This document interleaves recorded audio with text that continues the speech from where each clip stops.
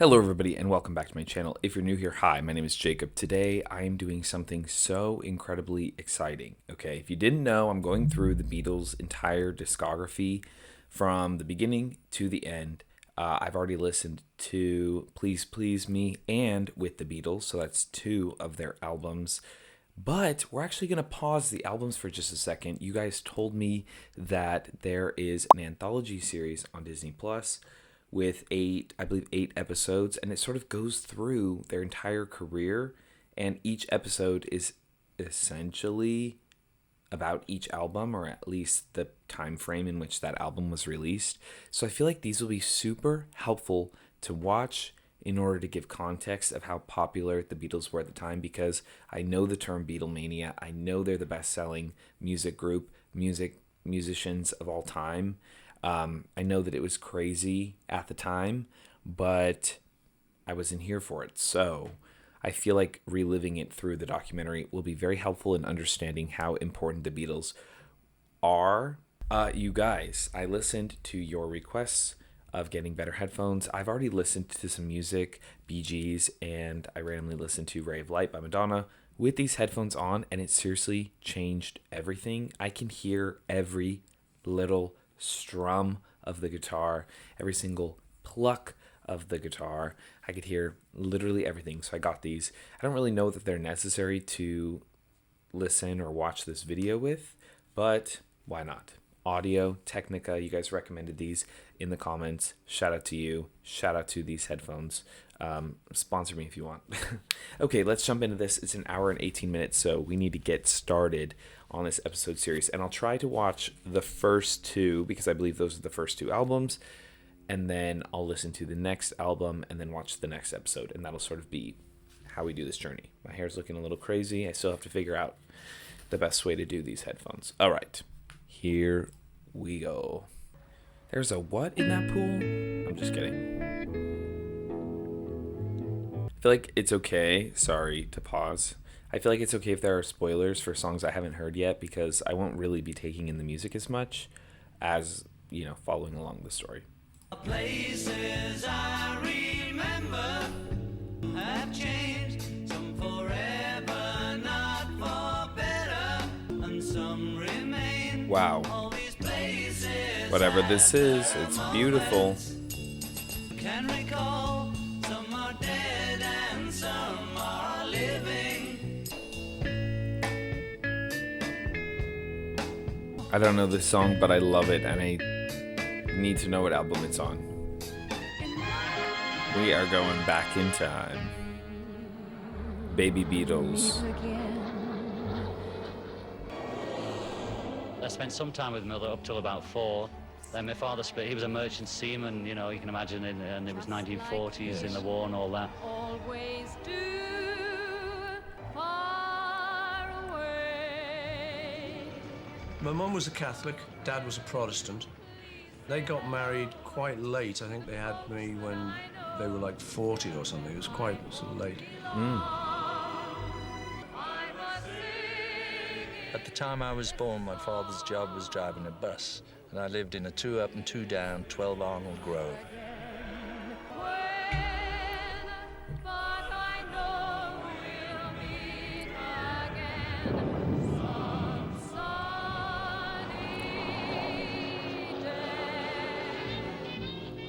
My mum was a nurse. She was a midwife. And my dad was a cotton salesman. I was raised by my auntie. My father and my mother split when I was about 4. Then I was brought up by an auntie. Dad he made cakes. We always had sugar through the war. She ended up doing a lot of jobs because he left when I was 3. And so she did any down-home job she could get to feed and clothe me. My mother was from an Irish family called French, and she had lots of brothers and sisters. My 5 grandmother kids. used to live in Albert Grove, which was next to Arnold Grove. I was terrible at school because I didn't spend much time there because I was also very sick as a kid. My dad was a musician. I was gonna see if it amateur told me who's musician, talking. And he would play Doesn't. piano around the house. When my parents were younger, they used to have to listen on an old crystal radio set, sometimes known as the Cat's Whisker. John really loved his mother. I loved her too. And she played little ukulele, which to this day, if I ever meet grown-ups, you know, who play ukuleles, I love them. Everybody has their party piece in Liverpool. And my mother's was Little Drummer Boy, she would sing to me. And I would sing Nobody's Child to her, and she'd always cry. I'm nobody's child, Mum. You can't imagine a time when rock and roll was only one of the musics. That's all right. No other love have I. Whatever record was being played, you'd try and listen to it. You know, you couldn't even get a cup of sugar, let alone a rock and roll record. There was no such thing as an English record. You know. I think the first English record that was anywhere near anything was Move It by Cliff Richard. And before that, there'd been nothing. You'd listen to whatever was on the radio because the radio was the main thing in those days. There were lots of people coming up then, and one of them was Buddy Holly. We loved his vocal sound and we loved his guitar playing. But most of all, I think, was the fact that he actually wrote the stuff himself. That's what turned us on. When I went to art school, I was at art school for 5 years. When I went to, this was sort of college, you know, I went in there, they would only allow jazz to be played. You know, they wouldn't allow rock and roll in, it was frowned upon those days. So we had to con them into letting us play rock and roll there on the record player by calling it blues, you know. I remember being in school when I was a kid, and somebody had a picture in one of the musical papers of Elvis. I think it was an advert for Heartbreak Hotel. And I just looked at it and just thought, he's just so good looking. He just looked perfect. That is the guru we have been waiting for. The Messiah has arrived. You ain't nothing but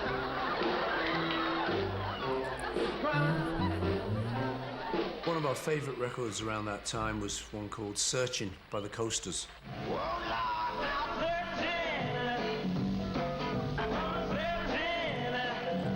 Train songs and, you know, Rock Island Line and all that stuff. Well, the Rock Island Line is a mighty good road. Well, the Rock Island Line is the road to ride. Yeah. Suddenly here was a rock and roll hero who had glasses. I love you. Not your typical rock and roll artist. The first music I can remember hearing as guitar-oriented music was Jimmy Rogers, the singing brakeman. I love how we're starting this with sort of a tribute to the artists that inspired them. Drums were the only thing I wanted. And I came out and I used to look in shops and see drums. That's all I looked at. I never looked at guitars or anything. My dad used to be a trumpet need to player see himself, which one that is. And for my birthday, he once bought me a trumpet from Rushworth and Drapers. It was Okay. one of the music stores in John Lennon. Liverpool. And then when I was 16, I That's re-established a relationship with my mother for about 4 years. She taught me music. She first of all taught me the banjo, and from that I progressed to guitar. The first song I learned was Sure, Ain't That a Chelsea. Shame, an old rock hit. Big Fats Domino. mustache. Okay. But I suddenly figured out that I wouldn't be able to sing with this thing stuck in my mouth. So I went back to the shop and traded it in for a guitar. So that was a Zenith, first guitar I ever had. Yeah, Paul and I used to just kind of get together, played a bit, but we were just schoolboys then. There was no groups involved till a little bit later. And we were just desperate. You'd just get anything. Whatever film came, you'd try and see it. Going to the corner, pick up my sweetie pie. She's my rock and roll baby. She's the apple of my eye. Ready, ready, said I'm ready. You know, you went to see those movies with Elvis or somebody in it when we were still in Liverpool, and you'd see everybody waiting to see him, right? And I'd be waiting there too. And they'd all scream when he came on the screen, right? So we thought, that's a good job. So when Girl Can't Help It came along, instead of us looking at these old black and white movies and thinking, there's Clyde McPhatter, people we loved who were being treated quite shabbily, suddenly this was in colour. Gorgeous, In black and lifelike white. color by Deluxe.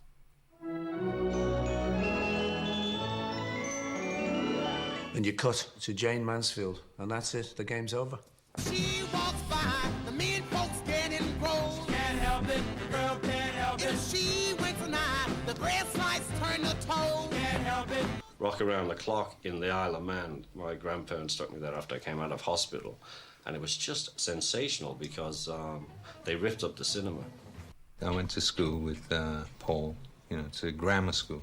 And we were both in the same class in the first year. And then we went off into different streams, you know. But I knew him since I was about 11, I guess. But didn't really know him as like a friend until a number of years later. I met George at the Liverpool Institute as well. He was a year younger than Paul and I. And, yeah, I met George. We used to smoke behind the air raid shelters together. George and I lived very near each other in Liverpool. So, in fact, we were just a bus stop away from each other. So, being quite close in age, we'd sit together and we'd talk about stuff and that. That's so crazy. In fact, he was, I think, about 1.5 years younger than me. That's quite a big age difference at that time. So, I suppose I used to talk down to him a little bit, as you do to a sort of kid who's 1.5 years younger than him, when he's sort of 14 and a half and I'm sort of 16, you know. Might have been a failing of mine to tend to sort of talk down to him because I'd known him as a younger kid.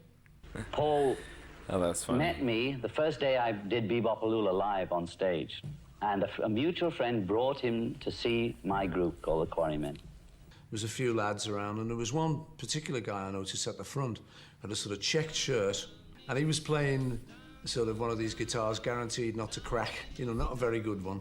But he was making a very good job of it, you know, and I remember being quite impressed.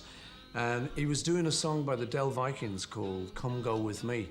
But he was pulling in lyrics from blues songs. So instead of going, come little darling, come and go with me, he'd then go, down, down, down to the penitentiary. And he'd be doing sort of stuff he'd heard on Big Bill Brunsey records and stuff. So I thought, that's clever. And we met and talked after the show. Okay, and that's how he remembers. I saw he had talent, and he was playing guitar backstage and doing 20 Flight Rock by Eddie Cochran. But the thing I think impressed him most was I knew all the words. Paul's the lyricist. 12, I'm starting to drag. 15 before I'm ready to sag. I was the singer and the leader. Well, I made the decision whether to have him in the group or not. Was it better to have a guy who was better than the people I had in, obviously, or not? And that decision was to let Paul in to make the group stronger. And I think he said yes the next day. Now, George came through Paul. I said, well, I've got this friend who's really good, you know. And they said, well, yeah, like what? You know, I said, well, he can play raunchy. And we all love that song. So we said, well, gotta try him out.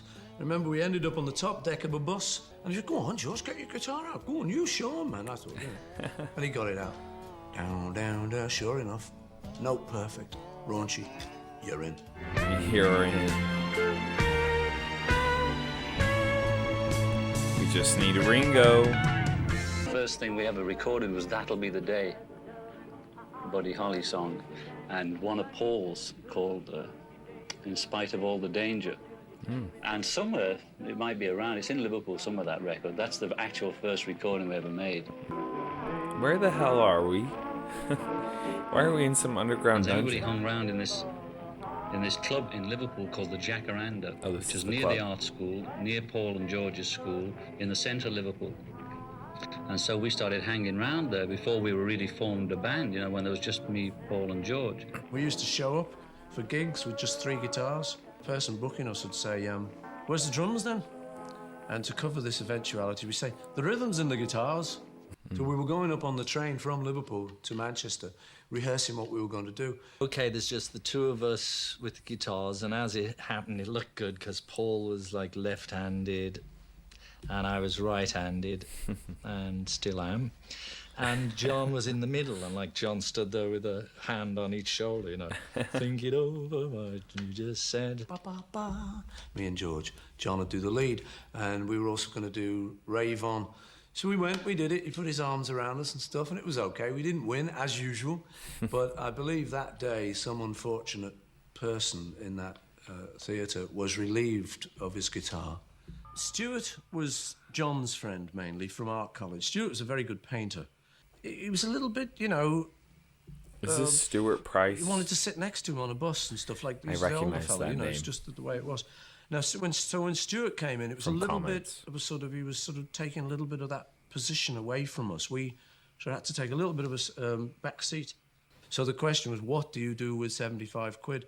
So we said, you know, that happens to be exact amount it takes to buy a Hofner bass and that'd be a great thing to spend the money. I said, no, I'm a painter. I've got to spend on paints and such like, you know.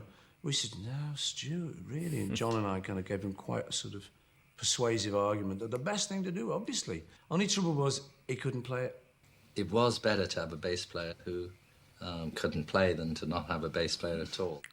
Okay, Stuart Price was kind of in the Beatles. I think his last name is Price, based on what I remember from your guys' comments. Ringo was a professional drummer who sang and performed and had Ringo Star Time, and he was in one of the top groups in Liverpool before we even had a drummer. Well, Rory and the Hurricanes, they were the first ones in Liverpool who really wanted to get into rock and roll. John thought of the name Beatles, and he'll tell you about it now. Imagine that of their group, how they feel. I had a vision when I was 12, and I saw a man on a flaming pie, and he said, "You are Beatles with an A," and we are. John put this thing in the Mersey Beat, right, which was also started by Bill Harry, who went to art college with John, just saying that this little guy appeared on a flaming pie, you know, in the sky, and said, "Let there be Beatles." When we started off, we had a manager in Liverpool called Alan Williams, who was a small bloke, a little sort of high voice, little Welsh accent. Yeah, all right, lads. He was a great bloke, a real good motivator. He was very good for us at the time. It's like the guy from The Hobbit. And he eventually got us an audition that was held at one of his clubs called the Blue Angel. And so this was like a big opening, you know, to get this audition. So we showed up there, half the groups in Liverpool showed up there. And there were photos being taken as a record, you know, this is us at the audition, this is something for Larry to take a look at or whatever. And we always, unfortunately, had to ask Stuart to sort of turn a little bit away from the camera. We'll say to him, look, don't go... Because he couldn't play that well, we might be in A and he might be in A flat.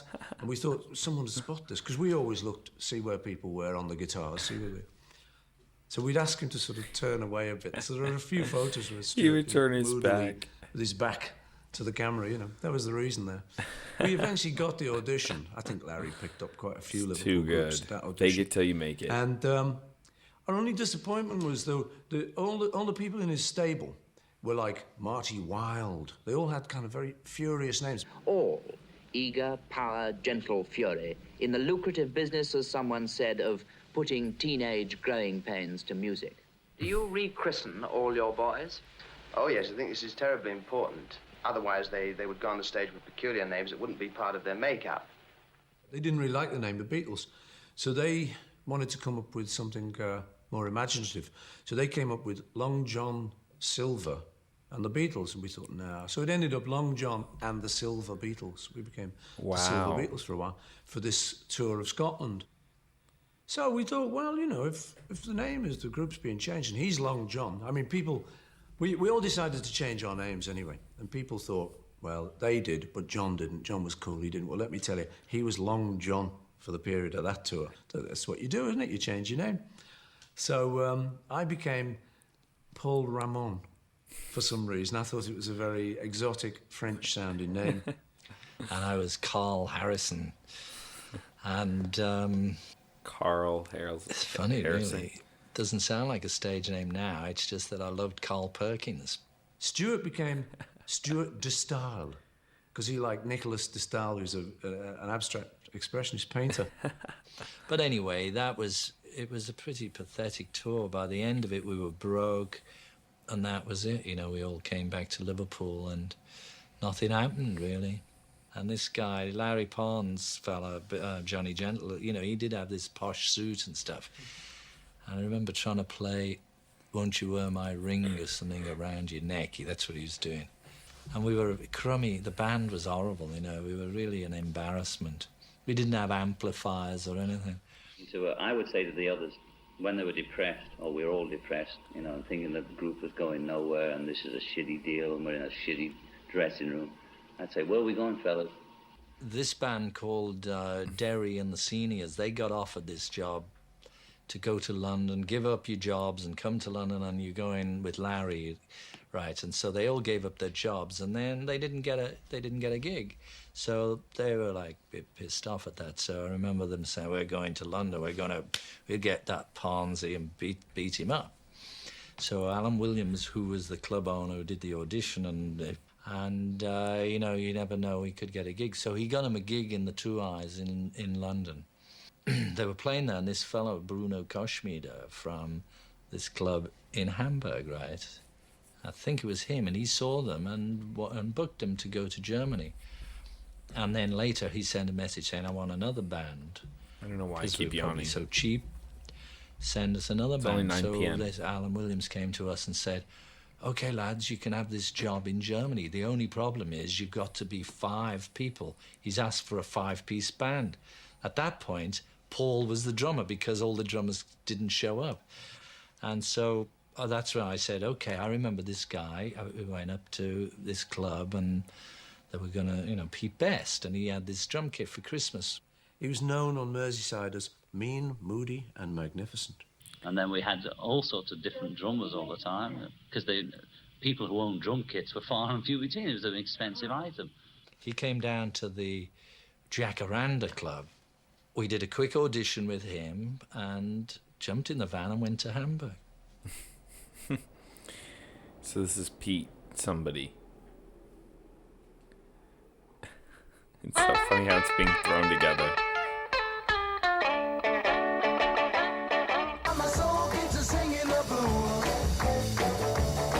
We ended up in Hamburg at very late one night. We got the timing wrong.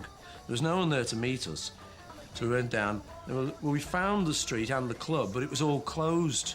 But we were there with no hotel or anything, and it was now bedtime, yeah.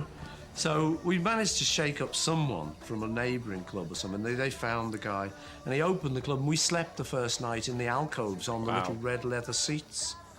And I remember Rory Storm and his group coming with Ringo to see us. They arrived a bit later and came and saw the group in residency, came around to see how the groups were living, and they were really shocked because they remembered, like, one of us had a Union Jack over us to keep warm.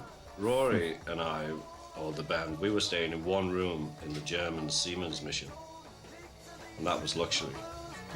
Absolute bloody luxury, because before we got to the club, the Kaiserkeller, Howie Casey, sax player from Liverpool. They really believed in their dream. Paul McCartney. Later on, they were sleeping for a while in the back of the club, and I'll never forget when we arrived, and they said, yes, you know, now this is where you live. And it was just like a couple of old settees and flags, Union Jacks, like they were your sheets, you know. I said, well, we don't this, we've got suits, we're leaving, blah, blah, blah. So that's when we went to this life of luxury in the German Siemens mission. At that time, we were just kids let off the leash, really, come straight from Liverpool to Hamburg. And we were used to these little Liverpool girls, but by the time you got to Hamburg, if you got a girlfriend there, she was likely to be a stripper. It was the only kind of people who were around at the time we were around late at night there.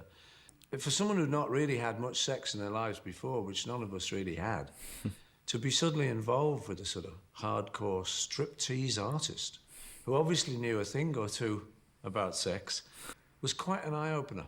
That was also a point of our lives where we found Dexedrine uppers, you know, pills. And that's the only way we could continue, was to be on, Preludin, they were called, and you could buy them off of the counter, so we never thought we were doing anything, but you'd get really wired, you know, and you'd go on for days. That's what I want. In Hamburg, because we had to work 6 or 7 hours a night, the waiters always had these pills called Preludin. And so the waiters, when they'd see the musicians falling over with tiredness or with drink, they'd give you the pill. You'd take the pill, you'd be talking, you'd sober up. You know, you could work almost endlessly until the pill wore off, then you'd have to have another. I think that's where we found our style. We developed our style because of this fellow he used to say, you've got to make a show for the people. And he used to come up every night shouting, Mac Show. By the time we all met up in Germany, they were playing one club, we were playing another. They were just great by then. And I used to like, because we used to do long hours, we used to do 12 hours at a weekend between 2 bands. Wow. When we ended up on the same club, and so if they had the last set, I'd sort of be semi-drunk and demanding they play slow songs. This was all sort of bluesy. This was like B-sides and lesser-known tracks. So the thing we used to do, that was his particular favourite, he always used to request it, was 3:30 blues.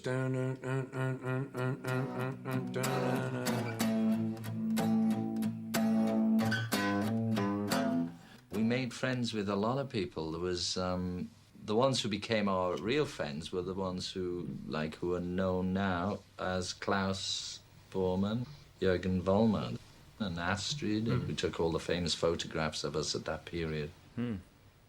We were performers in Liverpool, Hamburg, and around the dance halls, you know, and what we generated was fantastic.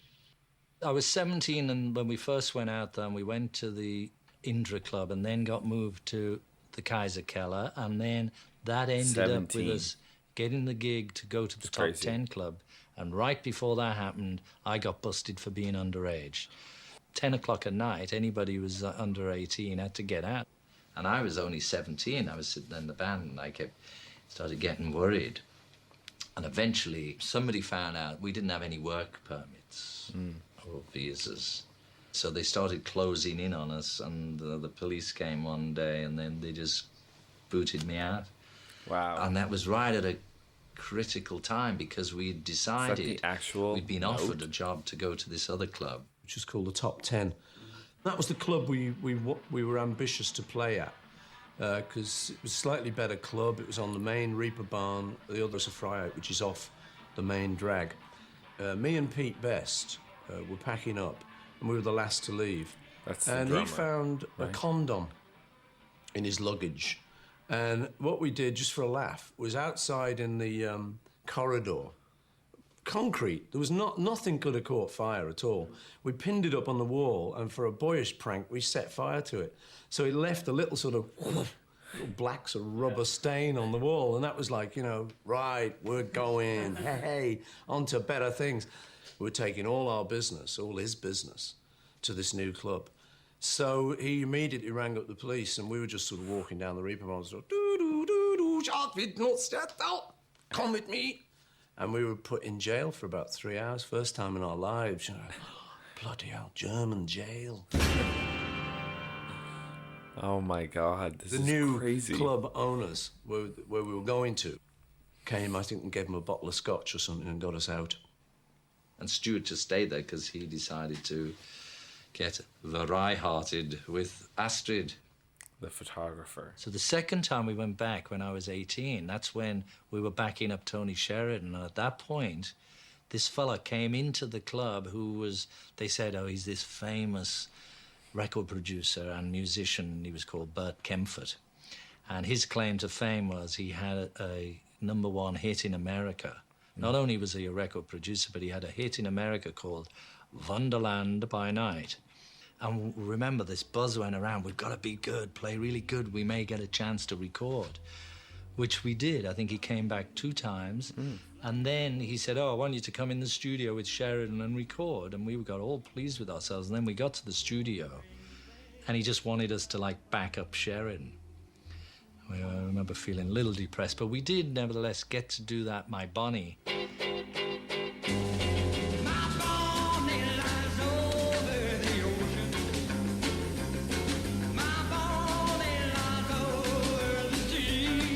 While we were out there, Past Masters, we I'll hear it on there. started to see other groups and stuff, and started to get a little bit dissatisfied with Pete. Not massively, but just a little bit of dissatisfaction started to creep in. I seem to remember him, you know, starting to not turn up for gigs, and then we kept getting Ringo in.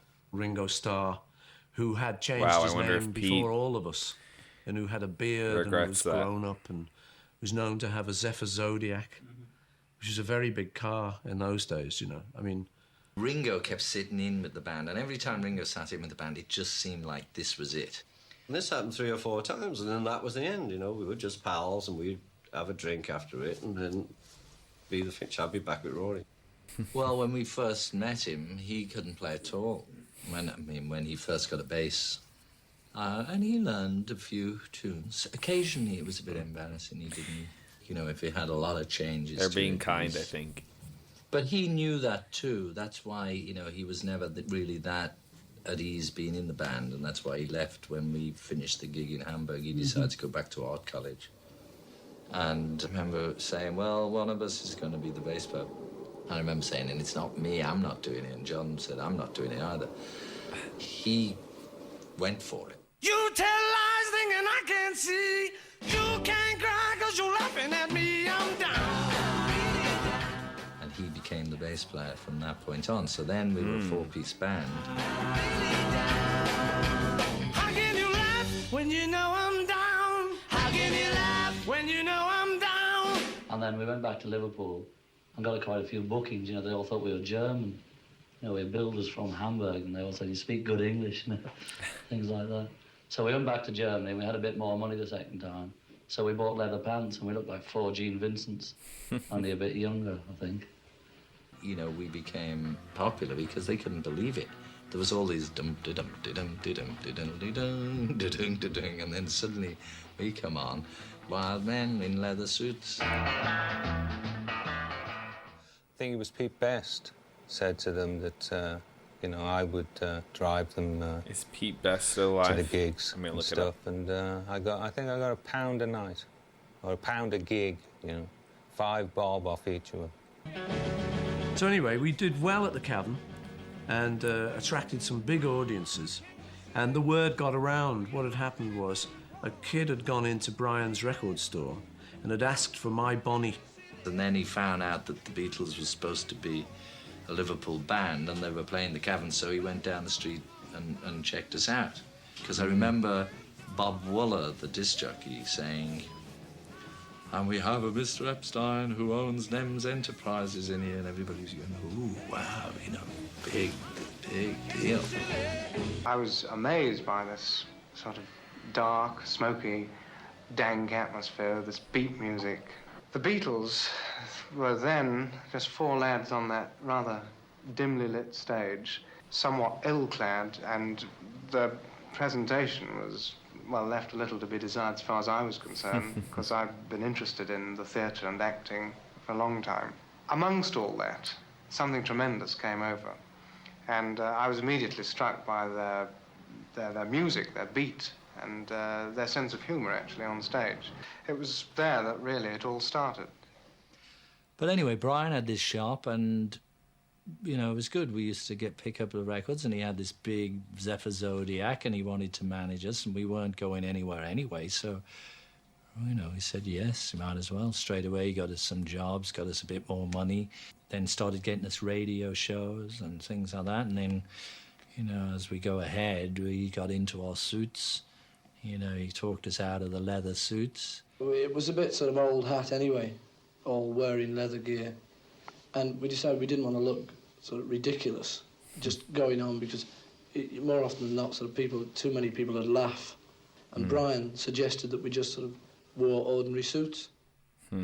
It was later put around that I betrayed our heavy leather image that we had at the time, and I wanted us to get suits. But I seem to recall that we all went quite happily. I didn't have to drag anyone there to the tailors. They all went quite happily. So, you know, we gladly switched into suits, you know, if we were going to get some more money, get some more gigs.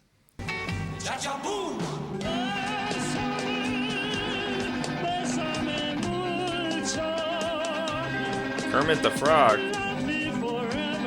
So Brian then had this tape which he hawked around.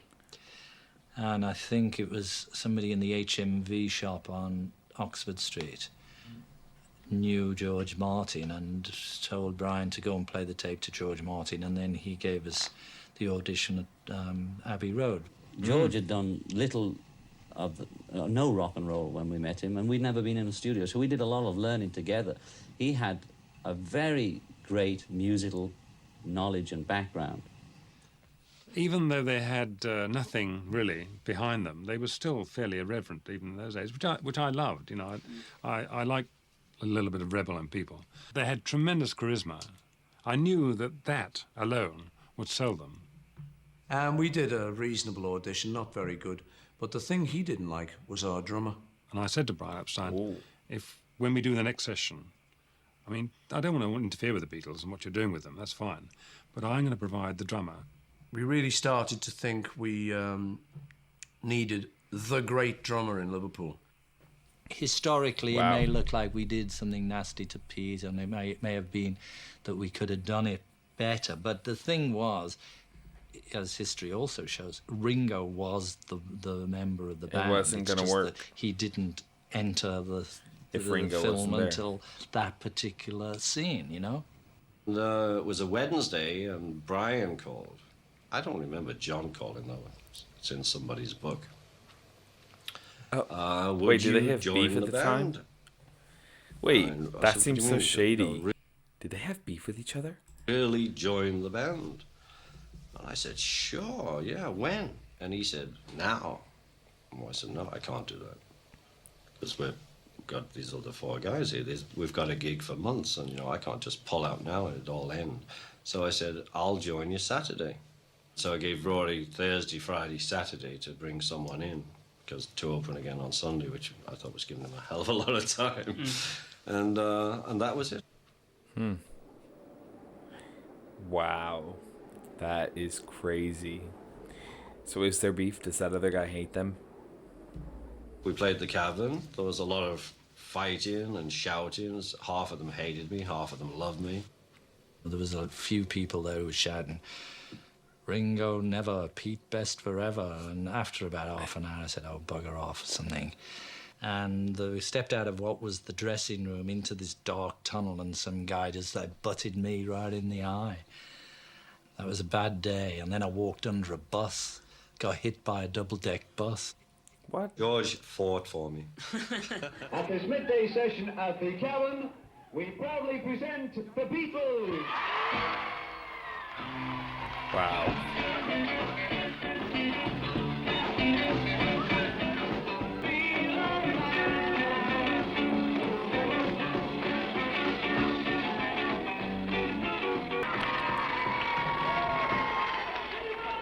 I wanna be your lover, baby. Na, na, na, na, What actually na. happened was that when Ringo came to the session for the first time, nobody told me that he was coming. I'd already booked Andy White, and I told Brian Epstein I was going to do this. I said, "I just want the 3 others, and that's fine." Ringo turns up expecting to play. I said, "Well, no, I've been bitten once. I'm not going to have that. I don't even know you are. We're going to have Andy White, thank you very much." Another player? No, I was devastated. I came down ready to roll, and we've got Andy White, the professional drummer. Oh dear, that's awful. But he's apologized several times since, as old George Martin. But it was devastating. And then we did that, which Andy plays on, and then we did the album, which I play on.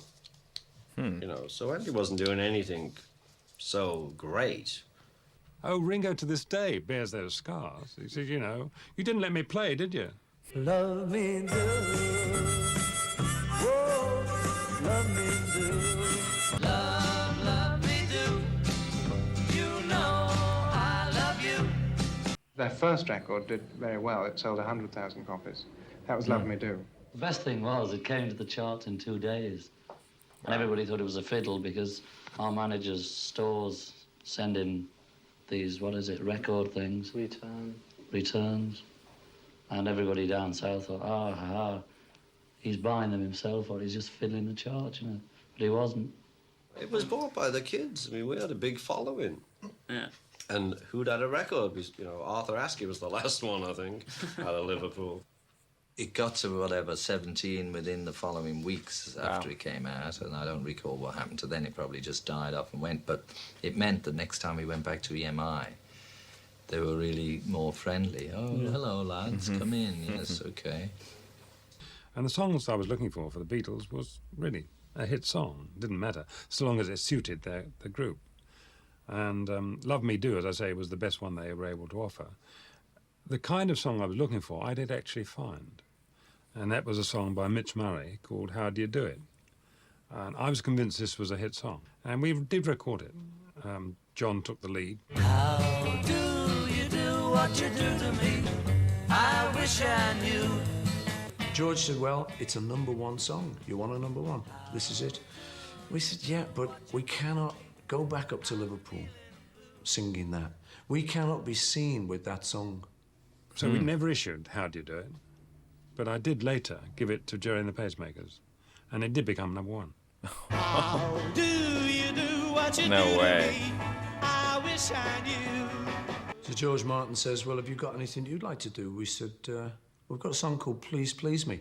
This is one John had just written. And it was kind of slow Roy Orbison kind of thing. Come on, dum, dum, come on, please, please me. Big note at the end, just like Orbison. And I'd heard Roy Orbison doing Only the Lonely or something, and I was trying to please me. That's where that came from. And also, I was always intrigued by the words of "Please lend your little ears to my please," Bing Crosby song. And I said, okay, we'll give it a whirl. Let's try your song. Let's see if it works. And we did. And at the end of that session, I was able to say to them, you got your first #1. Great. Wow. Last night I said these words to my girl. I know you never even tried, girl. And Bob Wooler got on the stage, telegram in his hand. I've got news for you. And he looked terrible. We thought, something disastrous has happened. And he says, the Beatles record, Please Me. It's reached #1 in the national charts. And the lads themselves just stopped and looked at him. They thought he was joking. He must have been, that was Paul. He must be joking. And there were a lot of people who didn't know the Beatles. And they all started cheering and clapping. And there were about 3 rows of girls at the front, and every one of us started crying. It was a terrible night. We knew then. They'll get famous and they'll go away and they'll belong to us no more. Oh, that is too good. Not wanting to become too famous because then they're not their underground indie artists anymore. This was quite helpful, I think, in understanding the Beatles' journey, because this was, or the musical knowledge here is so out of my realm that I need the history to it, and this is helping a lot. It's really helping set the scene and makes me even more excited to hear. Of course, I've already heard with the Beatles, so I know it comes next in terms of like this series, but it makes me more excited to like keep digging in the Beatles catalog because I know it just gets better and better and better and better. So this was great. Let me know if you guys want me to keep watching these episodes. If you want me to skip them, let me know, or like not react to them. Maybe I'll watch them on my own. Up to you guys. Thank you guys for your support. I love you all. And thank you again for recommending these headphones. I love them, except for now my ears hurt a little bit. See you guys in the next video. Peace out.